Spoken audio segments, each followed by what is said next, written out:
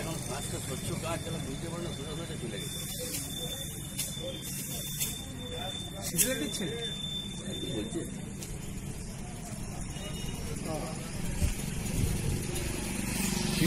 body সহ ছবি করো পাঠিয়ে দেবো একটু তো সিনটাকে দোকানে পেয়ে যাবে ইয়ে তো এখন পাঠাও হোয়াটসঅ্যাপ পাঠিয়ে তো